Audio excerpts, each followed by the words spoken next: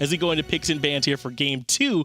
Try and get something to compete in that mid lane. And I don't know. I look forward to hearing from Elevate afterwards because I am genuinely curious as to why they thought that today, September 18th, this fall split of the SCL was the right time to pull out that Opwash pick. In the third Is it the pick 18th? position. Yeah, it's the 18th. That's Opwash Day. Oh, we know the answer now. It's Opwash Day, okay. guys. I completely forgot. It wasn't in my calendar. If you hadn't told me it was the 18th, I wouldn't even have known. Yeah. As we see Hell and Odin get banned out here for strictly business, but they had a reason. Go play Opwash at home in a co-op game, so you don't get to feed actual people. Terra, first pick here for strictly business. Absolutely no surprise there. Terra was, we didn't get a chance to talk about what a terror Terra was their last game as Sun Wukong, first pick there for Elevate along with Morgan. Much better. Now this Morgan's probably not actually in the mid lane for Mr. T. It's probably for Dr. L in that jungle. One of the few junglers that consistently plays this Morgan still and plays her to a very, very high level. Taking away that Terra ult from Strictly Business, not taking it away, but providing one to your own side can be very potent. And Strictly Business is 3-0 on the season. They've played Terra 3 times, so you know I'm not very good at math, but Boys is pretty good at Terra. Xin Chen and Raija are the ones locked in there for Strictly Business, along with Sylvanas there for Elevate. So once again, we're saying that's a lot. When Terra gets picked up, we see Guan Yu's in response, Sylvanas is in response. This is an attempt to match what Terra provides for them. Anytime one side has healing, the other side feels like they need healing as well, because even with anti-heal, it's still an advantage for the enemy team where they're regenerating health when you probably aren't. Sylvanas spent a long time as a dominant support in this league because of his sustain alone. Also his early pressure, those AoE autos that can clear the wave very quickly, very, very potent as well. So look for Sylvanas and the rest of Elevate to push their lead wherever Sylvanas is early. And it looks like Strictly Business agree with you that Morgan wasn't going to be going to the mid lane because they banned out Hebo and Thoth, and Elevate then pick up Vulcan to be their mid lane, and Morgan going to be coming from the jungle likely. Naja, the pick for Caden here. No Thor for him this time around. Thor and Susano, Caden's two most comfortable gods, so instead goes for the Naja. Can work very well against the Morgan because the Morgan, whenever she goes into stealth, leaves behind that clone, and she's going to be close enough to that clone that if you throw the ring bounce onto it, it's going to reveal the Morgan's position, slow her, speed you up. There's a really nice counter pick from Strictly Business. And it synergizes with Strictly Business's own comp as Ullr gets locked in for Elevate. Easy setup there for Raijin at the end of that Naja ultimate dropping down in. Xin Chen also synergizing with Raijin too, so Strictly Business looking to try and get a lot of damage out of mid lane one more time. And Fatal Ghost gets to play Hu Yi as last pick. Again, I mean, this guy continues to get this god that he really looks good on, and no one's made him prove that he can play something else in that Hunter role quite yet. And if I'm him, I'm saying I'll take it, man. No reason not to. That's sort of a good point. We've getting to see Strictly Business just play, is it their favorite gods? Is that what they get to do? They get to play, you know, Terra. They get to play Fatal Ghost almost every game. Barada gets Raijin. I mean, at some point, make them play something else. That's how you draft, man. Until teams make you prove something else. If it ain't broke, don't fix it. And it certainly isn't broken for Strictly Business because they're looking to go 4-0 on the season in this game. Now, we haven't seen a whole lot of Sylvanas here, at least these first 2 weeks. What is a little bit that Sylvanas is able to bring for you in that solo lane, or not solo lane, but duo lane for Vision? Well, Vision's played this in week 1 and looked really, really strong on it. If you can hit your pulls consistently, Sylvanas becomes a top-tier support instantly because of how much displacement that brings. So just look for Vision's accuracy with that reach, trying to pull people into his team. Caden playing aggressive here in the mid lane, using that ring bounce, not just clear, but get off every bit of pokes you can there in that middle lane. So Caden doing a good job playing aggressive, playing to Naja's strengths. Over in the left-hand side, Matt Koiz and Fatal Ghost just clearing up the bus, heading back to lane. Looks like things are looking even pressure-wise for that dual lane. That's surprising because Hu Yi Terra, pretty much as good as you can get, is clear in the early stages. Terra not the best, but can make sure that the triple bounces are a little bit easier for that Hu Yi, and really speaks to how good the clear is from Sylvanas, even on the jungle camps early. Dr. L getting a good stun up on Caden, setting up Mr. Teep to get good poke off. Look at that, Mr. Teep already looks better playing Vulcan than all game Outwatch, so just put him on a god that can have some impact. As Nexus comes in, immediate beans out from Caden, expecting the stun from the Tiger. That's very important in getting away from any follow-up from Teep and Dr. L, but it looks like Elevate do secure the speed though. No, I think that went to Strictly Business because no one from Elevate picked it up, so Caden might be able to just head on over and pick it up for himself. Don't know if it was a ring bounce that secured that or what, but that's a pretty good win for Strictly Business. It did cost Caden his beads, so not an entirely scot-free sort of moment for Strictly Business's jungler, but certainly better than losing it all at the beginning. I agree. It's very important to maintain control over here on that speed buff. Back over here on the left-hand side, we're seeing what Terra can do in this lane. Provide sustain, and Visions is trying to match it there with Sylvanas. McCoy's getting healed up after taking poke from Ullr here, Griffin Slays, which Ullr does so well. That's what Ullr's all about. And McCoy didn't spend a lot of time in this duo lane in game 1. Probably not going to spend a lot of time in it in game 2 either. As a nice jump over the pool from Fatal Ghost gets him out of a potentially sticky situation. This is a sustained battle that's going to favor Elevate in the early stages. Terra healing is pretty solid. I think it's really underrated for a lot of people that don't really expect it to be doing a lot because the ticks aren't big, but there's a lot of them, and so you can heal up your team pretty effectively with it. As Fatal Ghost decides to go in this situation. Yeah, they've been controlling this lane here pretty well. You can tell because they've already amassed a bit of an experience lead. They're both level 4 before Griffin and Visions just now taking over to level 4. That could potentially be a point here too. We saw getting level 5 just that second earlier, securing a kill in solo lane earlier. So over here in duo could also be the same thing. And going back to the sustained sort of battle between Sylvanas and Terra, Sylvanas probably going to be leveling that Wisp, so whereas McCoy has a choice between Crushing Earth and the Monolith. Might take him a little longer to decide to level up his sustain.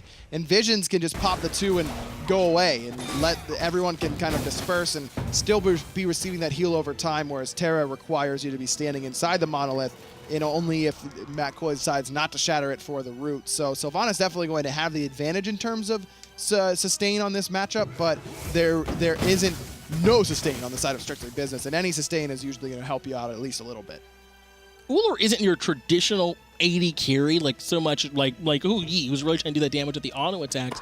Are we going to see Griffin Slays take a different build path here to sort of augment that ability side of it? Well, Zaxi played Ullr earlier today, the hunter for Obey Alliance, and he went for Transcendence into Aussie, so not quite the same Devourer's Gauntlets crit style of build. Ullr can still work very well with Critical Strike because of his attack power buff in that bow stance. A second ability, Exposed Weakness, can really make those crit numbers become pretty big pretty quickly. But you can also go for a penetration route because not only does that help your auto attacks with things like Executioner and Shin Size, but that extra pen, if you go for Titan's Bane and Crusher, things of that nature, are going to help your abilities as well. So Griffin can go either way. I don't think either one is objectively correct. It's just a matter of playstyle. Elevate looking to evade on the speed buff here one more time. Jarman has the ultimate available, catches 3, and then throws them back into the damage from his team. But it's Teep who ends up in a lot of trouble. Jarman getting credit for it. I think a lot of the damage came from Baronic. Now it's Visions trying to back out away, but Sun Wukong went into the ultimate and comes crashing down onto Matt Koi's.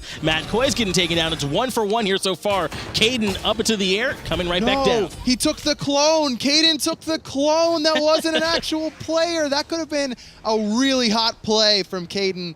Unfortunately, chooses the wrong target. That was a really nice ring bounce, falling low, but a little bit too patient potentially with that ultimate. Now Baronic wants to continue this chase because of how low Dr. L and Visions are, but without his ultimate, even with these low health bars, a 3v1 would probably end up with Baronic on the losing end. Just trying to put some pressure on there onto that speed buff. Not able to, so he backs off. As you said, they're coming over trying to get these mid Harpies. We saw these Oracles spawning up on the left-hand side earlier. That Vision's already been taken by Strictly Business, as well as just a bunch of wards over there. So I was going to say Elevate trying to express or trying to exert their influence here on the solo lane side, but it seems like Strictly Business is more concerned with duo. Well, Strictly Business has gotten a couple early Gold Furies in their sets early on in this fall split of Season 4, so don't be surprised if they try and go for another one here. Naja pretty good at burning those early objectives with the extra attack speed from the Flaming Spear and that critical strike chance that's innately built in to his passive. So you can burn an objective pretty quickly with those Hu Yi Suns and Naja on top of it. And that seems to be something that Strictly Business likes to try and do. That's not even to say anything of Baronic, whose ultimate would be a big help as well. Matt Koi's does get the stun off onto Griffin Slays over here, but Fatal Ghost not able to follow up, just getting some poke on this side to make sure Griffin Slays can't have it easy. But Griffin did have to use his Purification Bead, so now Fatal Ghost can really try and play aggressive in that lane. Ullr, one of the better characters that Hu Yi can 1v1 because it takes a little bit for that Ullr jump to come out. He's got to change stance from his bow and then jump out of those Hu Yi Suns. Fatal Ghost probably has time to mark, shoot the Suns out, and find the ricochet before Griffin can jump out of it. Could be an easy solo kill for him.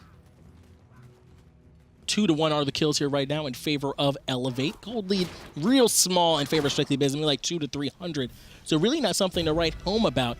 But one more time, we're seeing this Guardian over here in the solo lane. That's something where you can have a hard time with a matchup, especially against like a Sun Wukong. But we saw that extra control do really well for it here earlier. And also forces Neximus to have to build a little bit differently than how he normally would like to. Look like maybe going into like the Genji's guard over here with that first item, but Dr. L under a lot of stress here on this right-hand side. Kaden not able to land that ultimate, but he is in a position to try and cut off Dr. L, who's vanished on the backside. Neximus, though, getting the stun off onto Kaden. Terra Blessing coming out to try and help get away. Ultimate coming over the top. Not going to hit anyone, Mr. T, but actually Kaden is the one who ends up falling. So Mr. T does get something out of it. That's Naja in a nutshell for you. You hit the ultimate, you make big plays, you make big, good things happen. You miss the ultimate, you're probably dead in a lot of scenarios. And there, Kaden just trusts himself, tries to go for the ultimate without any setup, and it ends up costing him his life and a speed buff.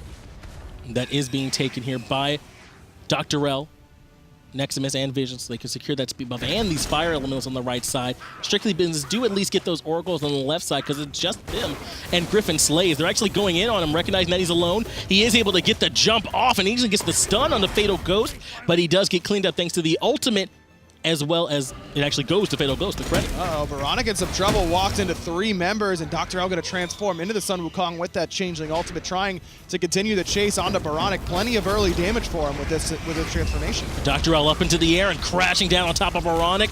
It's eventually cleaned up there by Visions, very likely with those wisps. Kaden now the one trying to chase down Teep as Dr. L gets taken out by Fatal Ghost in the backline. Teep running around, trying to avoid this damage. The knockup on the 2 is good, running back towards Visions, but saw Fatal Ghost and realized that really wasn't even an option. Still going, still trying to put out what damage he can here.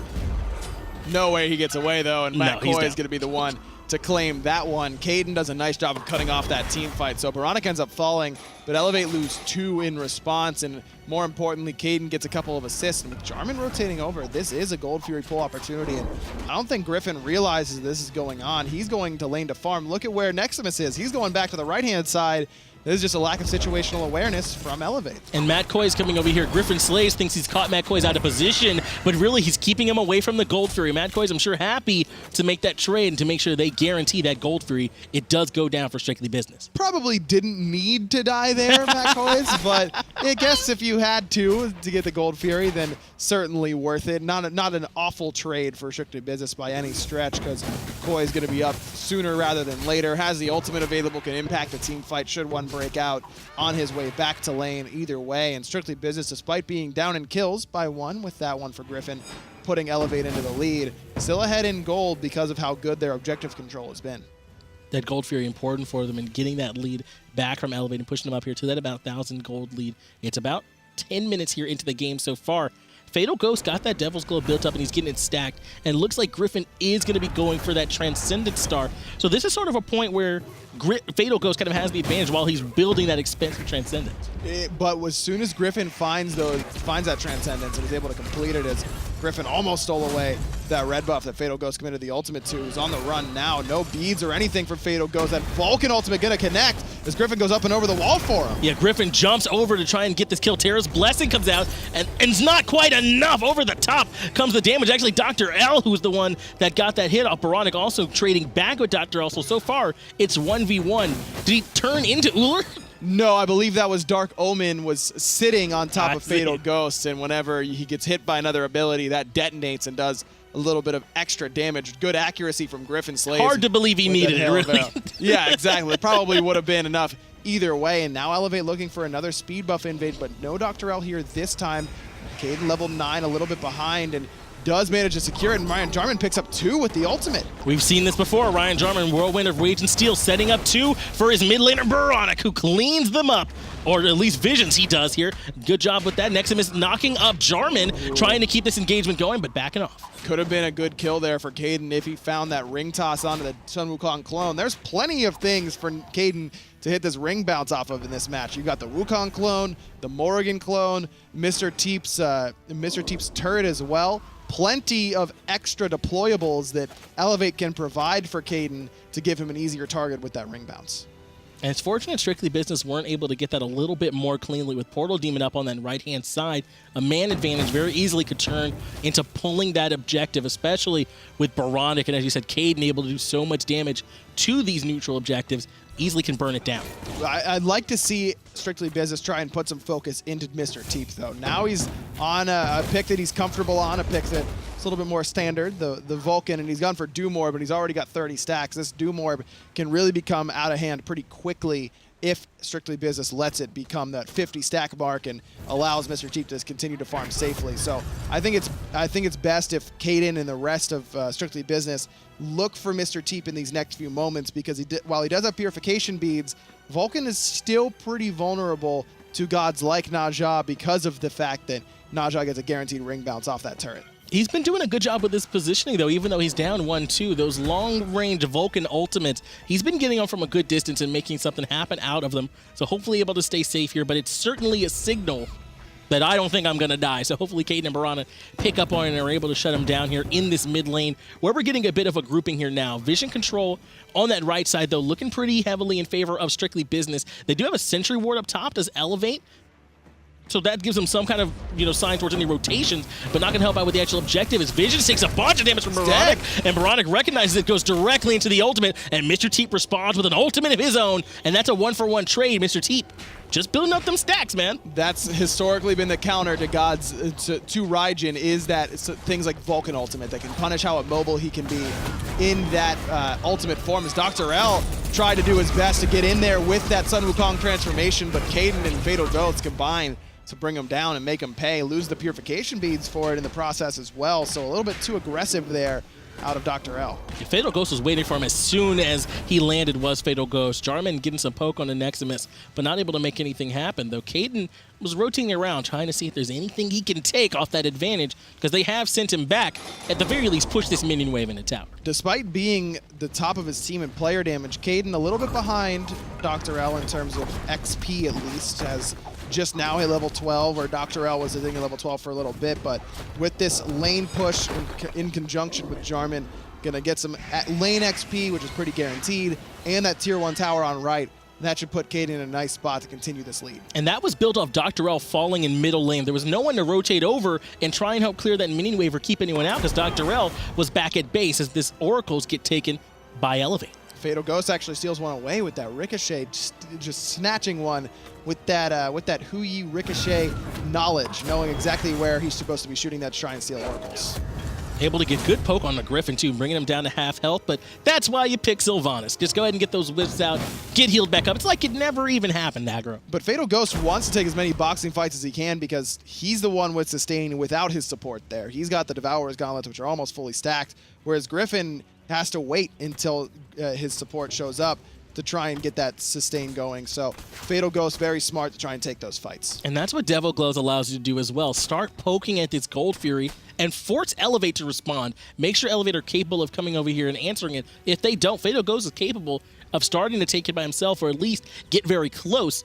But that ward from Elevate is granting them vision of what Fatal Ghost is up to. A very smart ward. You make Strictly Business to use 2 sentry wards for one objective to make sure that they have entire vision control of that area. Instead, they may think that they've got vision control, but really there's a ward spotting it out on the bottom side. Now it's Elevate who started pulling the Gold Fury, and they get Fatal Ghost ultimate there for free, but it's Neximus who's caught out by Caden up into the air and crashing down. Not quite enough to finish it, but that's okay. Fatal Ghost takes care of the rest. Baronic and Fatal Ghost jump away as Dr. L transforms into the Raijin, but now he's locked himself into a bad spot. Don't know if he has a Thunder Crash. He does, and it actually is right on top of Ryan Jarman. But look at that damage from Baronic, just tearing through all of Elevate. Yeah, we thought Dr. L was in trouble there, but not when Baronic's raining through just like that. Jarman actually comes in and gets a kill, as does Baronic. Visions falls as well. That's a 4-for-0 trade in favor of Strictly Business. Now they're going to come back and pull this Gold Fury without a care in the world. Man, that Raijin damage in the middle of a team fight like that, holy cow, that must have been almost 2,000 damage alone from that team fight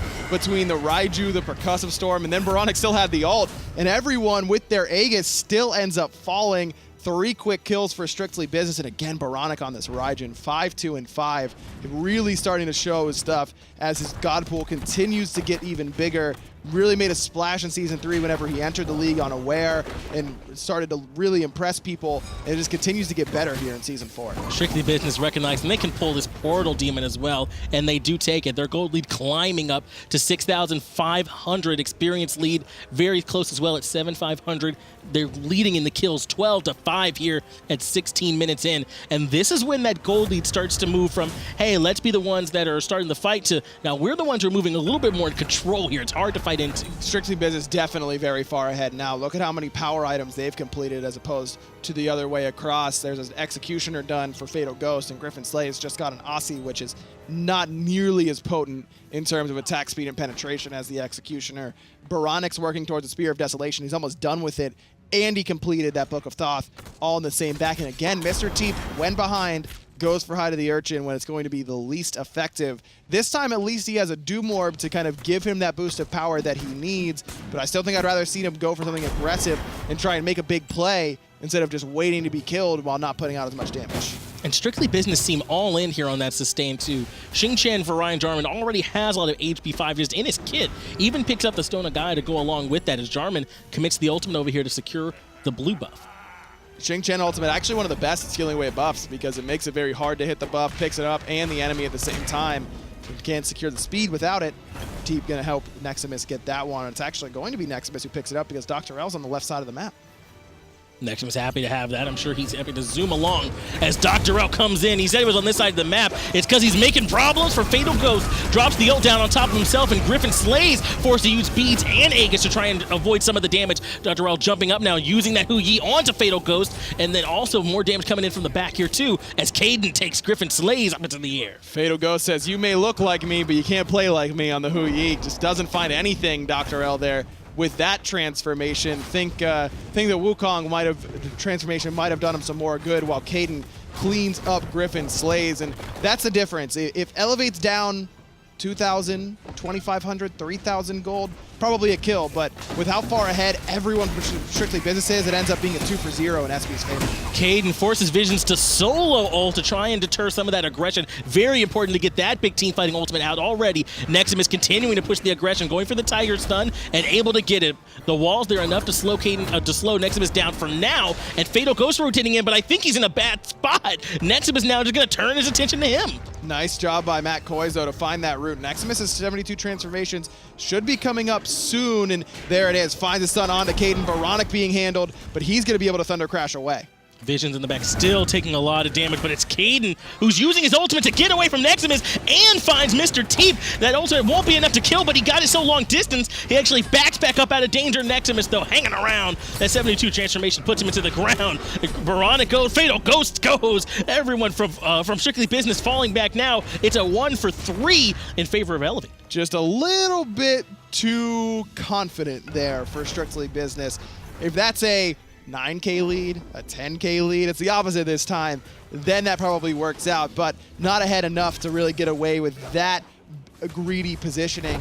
Now this allows Elevate to get back in the game because Dr. L got a ton of free farm on the right-hand side and secured some farm for the rest of his team with that tier 1 tower push. 3 members die on Strictly Business, and a lot of those had big bounties on their heads. Fatal Ghost and Baronic, both with plenty of farm, as Jarman finds himself a stray Morrigan in the jungle. Mr. Teep also makes it to the team fight unscathed. He's at 50 stacks on that Doom Dorm, and they have not been touched. It's going to be very important for him. As he says, he went with the High of the Urchin for going the penetration in his build a little bit earlier, but hopefully that Doom Orb damage helps make it up for him. I mean, he is second on his team in player damage, but that equates to being, what, 6th in the game. He's still below 4 members of Strictly Business and only Neximus above him, above all those members, and that's what you kind of expect from Sun Wukong, especially one who's been playing as well as Neximus has in this game. 5-1-1, top of the player damage, as I just mentioned, and going for an entirely defensive build, just relying on that poke damage and the survivability that he has in order to continue to put out consistent numbers. Seems like Elevate not able to get too much out of it, though, as the gold lead's still right around that 6K gold mark or so, as we do have a brief pause coming out here. So Strictly Business, Gold Fury coming up at about 10 seconds. They're still in the driver's seat here, still the ones that can decide where we have this next fight. Without a doubt. If I'm Strictly Business, I see that Elevate has the Oracle Vision on the Gold Fury, and I'm saying, good, come fight us. I want you to come into the Gold Fury pit because we think that we can take those fights handily. I mean, look at what they did whenever they grouped up last time around the Gold Fury. Baronic just ripped through all of them. So that's where Elevate is probably going to have to make their choice. Do we give up the Gold Fury and go down by 8K, or do we go in there and try and take the fight? I think I'm sending Neximus in first, try and steal it away, try and disrupt Strictly Business and get them to chase Neximus instead of one of our damage dealers who can't get away.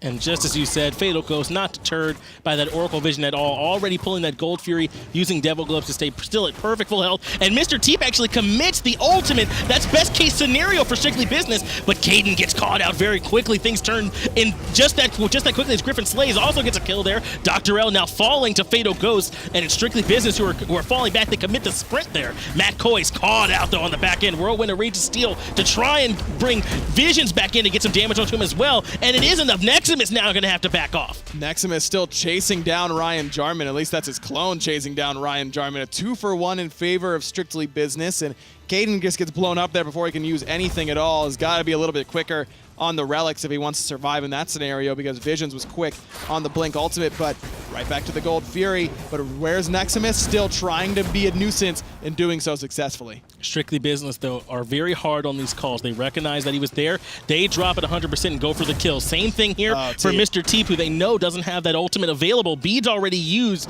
to try and slow him down. Not quite the range to get that root for Jarman, so Mr. Teep is going to escape. But now it's Griffin Slaves who's in trouble, able to get the jump off, but the wall was good enough to force him to turn back into the damage, and that's Griffin Slays down.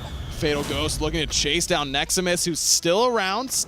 Will have his ultimate soon enough as well. But again, Strictly Business just go back to the Gold Fury. No one's been able to put Fatal Ghost enough damage onto him. Dr. L sneaking in onto Baronic, but he gets immediately blown up. Has to go into the Sun Wukong ultimate just to stay alive, sitting up on that somersault cloud and healing up and looking to come down back to safety, but so sneaky. Strictly Business says, okay, we'll deal with this Wukong. Okay, we'll force Teep out. Okay, we just got stunned by Dr. L. We'll just go back to gold until you let us have it, whether by choice or by force. And they get it by choice this time. Strictly Business able to get their third Gold Fury of the game. And this is the sustain we're talking about for Strictly Business. They were pulling that Gold Fury for so long. Mr. Teep's ultimate came back up, and he used it again to try and stop that Gold Fury pull. So again, that's the Xing Chen, that's the Terra, having so much HP either in their kits or providing it for their team, able to pull that Gold Fury, even the Devil Gloves on Fatal Ghost, letting them fight that fight so patiently. Exactly. The Devil Gloves on Fatal Ghost is the big one for me. Yes, the Terra sustain certainly helps, but getting those crits on the Gold Fury, you're healing for more. Gold Fury makes you lifesteal a little bit less, so it's not quite as easy to solo as it once was back in the old days of competitive Smite, but still certainly doable once you get this deep into the build for Fatal Ghost. Almost done with that Deathbringer, and he's already doing plenty of damage. He's third in the game at over 14,000. Once he finishes off that Deathbringer, look out. Now Strictly Business is up 8K gold. 18 to 11 are the kills at the 24-minute mark, and attention turns to the solo lane side of the map where the Portal Demon and Fire Giant are hanging out, hoping Strictly Business ain't coming over with that look in their eye. Well, they probably will pretty soon, because they've got a pretty big lead at this moment. Might be waiting for a couple of these power items, because Baronic is waiting on Rod of Tahuti. He's almost done with that. Fatal Ghost, as I mentioned, almost done with the Deathbringer. And once those are complete, this game is going to be a lot easier for Strictly Business to win. So wouldn't be too surprised if SB just waits until those power items are done, or they can force this now because they're still up about over 7,000 gold. Portal Demon is being pulled, and Neximus seems to be the only one who wants to hang out. Caden, recognizing it, already gets the sash off to try and slow him down. Mr. Teep does have the ultimate available, but not able to get into range to get off a shot. Either that or didn't feel like firing it, so Strictly Business take the Portal Demon for free, and they catch Dr. L already to beat your pod. Mr. Teep does drop the ultimate and gets up good damage onto Baronic, but Dr. L drops immediately. And Visions got pulled out of positions because of it. Now Jarman's going to claim him as well. Neximus is here, but he's going to get picked up and thrown directly into the wall to make sure that he can't be too much of a nuisance. Elevate just goes in one by one. Nice sash by Caden looking for Mr. Teep, but he's already used the ultimate, so Teep going to be able to hold his relics. That team fight very important there for Strictly Business, taking down two without losing anyone. Now they move back over here to the Fire Giant and start pulling it, not really a way for Elevate to contest it, especially with Jarman up there deterring two members from trying to come in. Beads, though, from Griffin Slays, he tries to come in and get the damage over the top, but it's just not quite enough. That was really close from Griffin Slays. That was maybe a 200 damage off of stealing that away with the hail of arrows, but actually used the purification beads to make sure that he was going to be in range, because the knockup and root combo from Xing Chen almost pays off, but Unfortunately for Elevate and their fans, it's Strictly Business who come away with the objective fairly cleanly, despite the close call there for them. Fire Giant picked up here now, and Strictly Business still has a lot of gold here on the map. Despite their gold lead, all Tier 2 towers are still standing for them to go through and take down so that they can get those Phoenixes open. Tier 1s, though, are all down here on the map, so Tier 2s are going to be the call from Strictly Business. They go back, they spin some of that gold that they already have. Look here at Matt Coy's. So much magical defense there. Even the Pestilence out to try and prevent any kind of healing coming out from Elevate, particularly on the side of Visions. They're looking geared up and ready to come hammering down the left-hand side. Also wants to make sure that he doesn't get blown up by Dr. L in the later stages. Don't be surprised if you see Baronic go for something like a Void Stone of his own to make sure that he doesn't get killed. A Stone of Fall would be great here for Baronic to make sure that he doesn't get one shot in his own ultimate from the ultimate from Mr. T, but very kind of Mr. T to go high to the Urchin so that Baronic doesn't have to worry about that quite as much. If he was finishing off Rod of Tahuti right now, working towards a Soul Reaver or an Ethereal Staff, something like that, that'd be a pretty big worry for Strictly Business. But again, because of this height of the Urchin from behind with only one stack on it, it's not really doing a lot for him. That's the part that really hurts too. Only able to be a part of one kill since completing that item. So still really, it's not even gold efficient just on its own. Never mind the fact that he's had to give up other parts of his build too. So that's hurting Mr. T in a big way here during this fight. But it's not going to be the end of it. Visions does now have that blink for Sylvanas, so that's going to be a big part of him coming in, blinking and trying to get that open off onto multiple members and setting up Teat for a big defense. That's what I'm seeing as the best case scenario for Elevate to defend as Tier 2 and left and middle fall. As you mentioned, there's plenty of gold left on the map for Strictly Business to take, and Rod of Tahuti's already done for Baronic. Deathbringer is already done for Fatal Ghost. They might decide to back and finish off their 6th items, but probably strong enough right now to just continue this push going. Seems to me that they're going to back up after this. That's the way they're posturing, and Baronic will indeed just decide to stand there for a little bit and then start to back up with the squad. He just wants to bang on his drum all day, all right? And that's what he chooses to do. Listen, who doesn't? I mean, if I had my choice of what I was doing Mr. T, because he picked off Wash. Yeah, Mr. T probably wouldn't. Yeah, you're right. He seemed like he's okay just playing with the corpses, so there you go. But they do come over here and take that gold Fury because 13K in the lead is not quite enough for Strictly Business here. They do take that gold and extend it up to 15,000.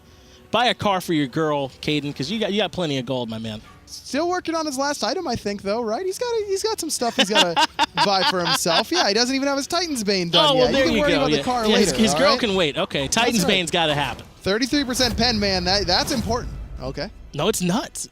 I gotta agree. Now, I want to ask you here: is something like Deathbringer kind of essential on a Naja? It seems like he's chosen not to worry about it. He's doing plenty of damage. It's not as if he's struggling here. Actually, if you're going to go for a crit item, Malice is the one that's essential on Naja. Malice timed the way that Malice works is it reapplies the dot damage from a crit, and that it syncs up perfectly with the Naja ultimate, so you actually get more damage out of Malice than you would out of the Deathbringer, but it's not necessary. You can go for just pure penetration. The Jotuns, the Brawlers, the Titans, exactly what Caden has done here. Yeah. You're going to be able to survive and deal enough damage that way. Will you absolutely one-shot Griffin Slaves with this build?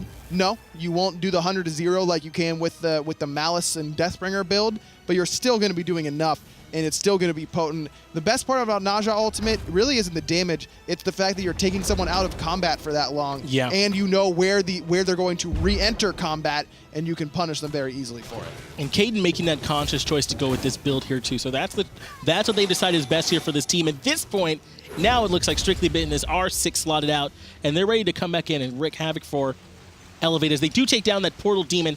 And Fire Giant's only 30 seconds from respawning, so that's what Strictly Business are waiting here for. And can Elevate come contest this Fire Giant? Well, they haven't lost to Phoenix yet, so it wouldn't be the worst idea to come and try and contest this Fire Giant. But at the same time, they're probably not going to be able to. They're definitely not going to be able to take the fight unless Strictly Business completely botch the tanking of this Fire Giant and then probably give it up on top of that. So Elevate might just decide that it's better for them to try and use the Phoenix as their best defense spot. If you go to the Fire Giant, you have to run all the way back to your Phoenix to be able to be safe from Strictly Business, and even then it might not be enough. Whereas on the Phoenix, your fountain's right there waiting for you. Fatal Ghost already has this Fire Giant ticking down, and no one from Elevate is coming out to contest it, as you suggested. Looks like Stone of Fall here was picked up. Bless, finally a mid laner. that understands that getting one-shot by other mid-lane mage ultimates can be stopped with just an item purchase. Then you can save your Aegis for other things. Well, that's what we're seeing here. He doesn't have to worry about it too much from Dr. L. That was what I wanted to ask you about. Only 4 items here into his build. Does have that Spirit Desolation and Rod and Tahuti, so those are big power items, but just not going to be swinging as much as Baronic. No, but there's so much damage on 3 aspects in Dark Omen that the 1 poly 2 combination will almost put someone to the point where they have to reconsider being in the fight. Kaden, Baronic, and Fatal Ghost still need to watch out for Dr. L. Strictly business posturing here over the Phoenix. They're taking some power shots, but it's Ryan Jarman who blinks into the backline, but Visions counter blinks in with his knockup. It was the combo I was talking about, but didn't quite hit it. Only Matt Koiz takes the damage from Mr. Teep. Now his Neximus up into the ult. Too much damage. He felt forced to use that. 2 ultimates used by Elevate and 2 used for Strictly Business, but Baronic, Koiz, and Kaden still have theirs available. Actually, 3 used on the side of Elevate. You don't even count Griffin Slates. In Strictly Business, it has those impact ultimates still left. Jarman's is an impact ultimate, but Fatal Ghost just wants to throw out autos now.